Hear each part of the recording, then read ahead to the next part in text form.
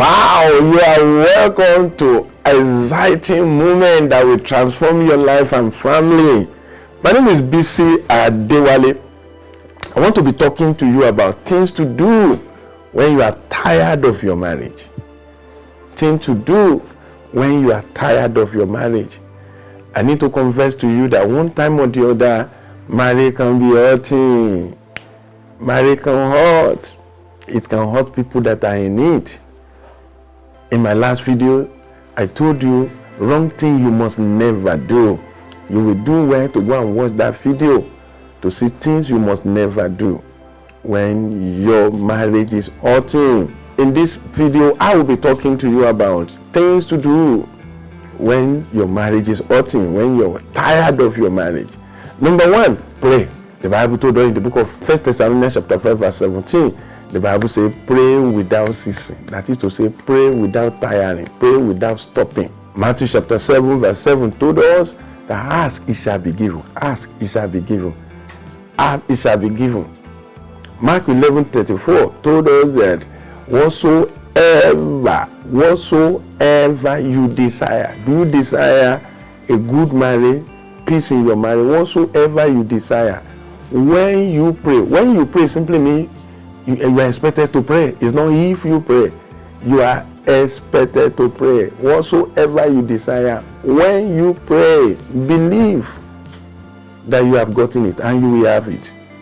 So prayer, the first thing to do when you are tired of your marriage, when your marriage is hurting, is to go to God in prayer. Pray the right prayer. Tell God to help you. Tell God to open your eyes to your own errors. Tell God to open the eyes of your spouse to our error. Yes. Do not neglect to pray.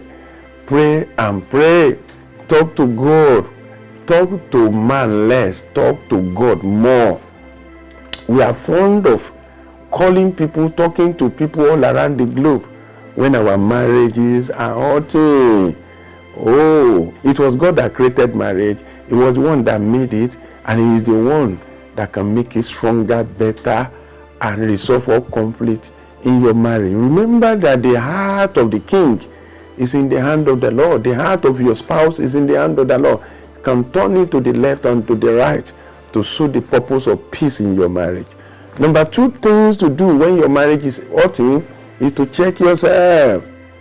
In a bad marriage, it is easy to blame your spouse, to blame your in-laws, to blame your friends, to blame the friends of your spouse, to blame the devil, or even blame God for your plight. The last person I know you will likely blame is yourself. It takes maturity to take responsibility for the state of your marriage. Take maturity to know that this is the area where I'm wrong. It takes two people to make marriage work, and it takes two people to destroy it. So, if there is problem in your marriage, you have contribution. You have contribution to a destruction. It may be your action, it may be your reaction to the action of your spouse. But one way or the other, you are contributing. So therefore, check yourself. There may be some attitude in you that is hurting this marriage. There may be some things your spouse is saying that you are not hearing. There may be stubbornness in you. There may be foolishness in you. There may be stubbornness. There may be foolishness.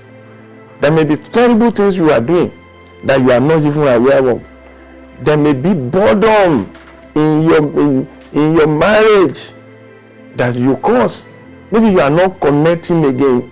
Maybe you have allowed your job, your children to take your attention. Maybe you abandon your marriage, though you are still in it. You didn't know.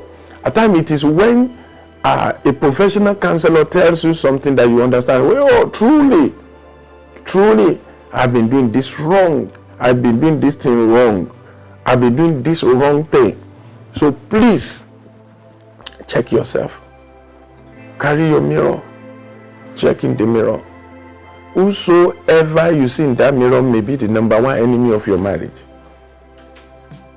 Whosoever you see there may be the number one enemy in your marriage.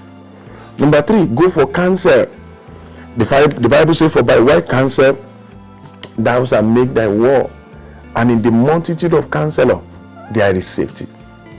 In the multitude of counselors there is safety. That's the book of Proverbs chapter 24 verse 6. Proverbs 24 verse 6. In the multitude of counselors, for by wise counsel thou shalt make thy war, and in the multitude of counselors there is safety. So in the absence of counselor, there is danger. So go for counsel. Go for counsel. Check yourself, then go for counsel. When you go for counsel, don't go there to report your spouse. Go there to report the state of your marriage and ask the counselor, help us. Tell me what I don't want to hear. Where am I wrong? Where is your spouse wrong? When you approach counseling with that kind of mindset, it will help you a lot. It will help you a lot. And you will be able to turn your marriage around suddenly, and it will help you. So go for counsel. Never wait until your marriage is in coma before you start looking for help. Don't look for the exit door. Look for the door to the counseling room. This will help you a lot. I've been privileged to help a lot of couples around the globe since 1999 that I enter into the marriage ministry, and you will do well to get in touch with me to help you in your marriage. Go to this website, bisiadewale.com/marriage-clinic. bisiadewale.com/marriage-clinic, and book immediately for marriage clinic sessions. It takes about 4, 5, 6 sessions. You will see detail on that page. It will help your marriage a lot. Stop fighting. It's time to start winning. Number 4, make a positive list. Make a positive list. Though you are hurting, though things are difficult in your marriage, things are very, very difficult. You feel like even running away. But can you please sit down and try to write the positive list? List good things that is happening in that marriage. Good things that are happening in that marriage. Good things that your spouse is doing. Good qualities of your spouse. You might have allowed the negativity to becloud you, that you don't even see any positive things in your marriage, any positive thing in that marriage. Make a list of positivity. What is your spouse doing right? Where is he good? Where are they doing well? What are you enjoying in that marriage? No matter how small it is. Pay attention more on that. The negativity will begin to go down, and it will transform your marriage overnight. Number 5, check your wedding pictures. Wow, when last have you checked your wedding pictures? That'll be long. Bring them out. Look at the faces of people that were joyous for you. Remember how happy your family and your spouse family were. Will you disappoint all of them? Some of them are late now. Some of them are still alive. Go and check it. Will you glorify God in this wedding? You remember on the day of this wedding, God was present. He was the one that joined you. Are you aware that your decision will have adverse effects on your children and even on you psychologically? The joy that is lost can be restored if you can just take steps and let flash back and bring back the joy of the past. Number 6, count the cost. Count the cost. Remember repercussion. Do you know that a bad marriage and divorce are very, very expensive, much more expensive than a good marriage? Yes, bad marriage is very expensive. Divorce is very expensive. When you divorce, you will need to rent another house. You will need to get all the property in the house. You need to, whether you stay in that house or your spouse move out. You begin to, the bill you shared before, you'll be facing your bill alone. They will be facing their bill alone. Psychologically, you are going to pay a price. The price is deep. Emotionally, you are going to pay price. Parenting wise, your children will pay every price for divorce. Count the cost of divorce before you go into it. Count the cost of divorce before you go into it. It's very expensive. Divorce is expensive. I cannot afford it. Divorce is expensive. It will affect your health. It will affect your life. I will encourage you to look for solution to your marital problem in the right place instead of seeking for divorce. Instead of seeking for divorce. Count the cost. Many people that are divorced, they allow anger, bitterness, and everything to get to their head without counting the cost. And they just step out to destroy their marriages. Now, many of them are regretting it. Always remember that though there are thorns in roses, and there are also roses in thorn. There are thorns in roses, but the roses are still in the thorn. But many a time we only look at the thorn inside the rose. We won't look at the rose inside the thorn. That's how it is. That is how the cost is so enormous. So count the cost. Count the cost. Don't go into that divorce without thinking, because you are going to pay physically, mentally, emotionally for every divorce. So work on your marriage. The right thing you're supposed to do to make that marriage work is to look for help. I told you to get in touch with us immediately. Go to bisiadewale.com/marriage clinic and move for marriage sections, marriage clinic sessions that will help your marriage. That marriage can still work. Let's work on it together. Number 7, give room for reconciliation and forgiveness. Many people, they don't give room for reconciliation. The best room you can open in your marriage is the room for reconciliation. Do not close your mind against it. No, talk your way back. Find your love. Joy. Stop the war. Your marriage can still be better. Yes. Do not be a difficult partner who shut down against forgiveness, reconciliation, and normalization. No, open your heart. It is good for you. It is good for them. It is good for your children. Be a peacemaker and not a truce breaker. Number 8, talk to your spouse. Talk to your spouse. You see, most of the time, when there are problems in marriage, we talk at our spouses. We don't talk to our spouse.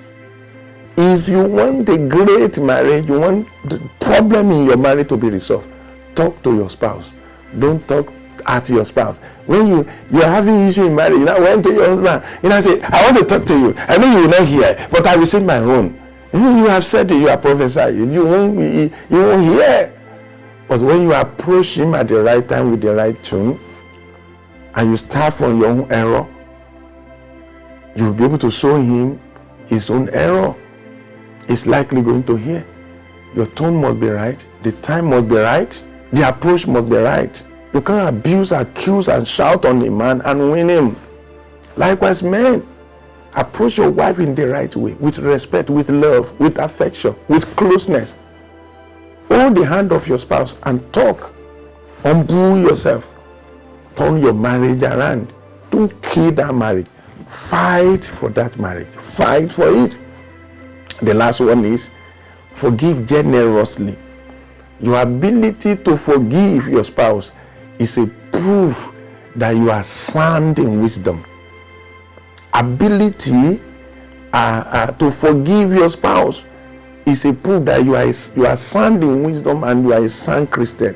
You must have heard it that to err is human, but to forgive is divine. Forgive your spouse and restore all relationship. Always remember that a successful marriage is a relationship between two forgivers. The Bible says, and be ye kind one to another, tender-hearted, forgiving one another, even as God for Christ's sake has forgiven you. Ephesians chapter 4, verse 32. Forgive generously. Turn things around. Humble yourself and see your marriage coming alive. Thank you for joining me in this video. Appreciate you greatly. Make sure you subscribe to our YouTube channel at Bisi Adewale. Subscribe now and put on the notification. I will see you in the next video. Ire o. Is your marriage hurting? Is your marriage making you sad, depressed, and frustrated? Do you feel like packing it up? No, don't do it. You need marriage clinic, not marriage breakup. Marriage breakup helps no one. Go ahead, fight for your marriage, defend it because of your future, old age, and your children. You will be glad you did. This is not marriage counseling, it is marriage clinic. Register for marriage clinic and save your marriage today. Go to bisiadewale.com/marriage clinic to start the journey of transforming your marriage today.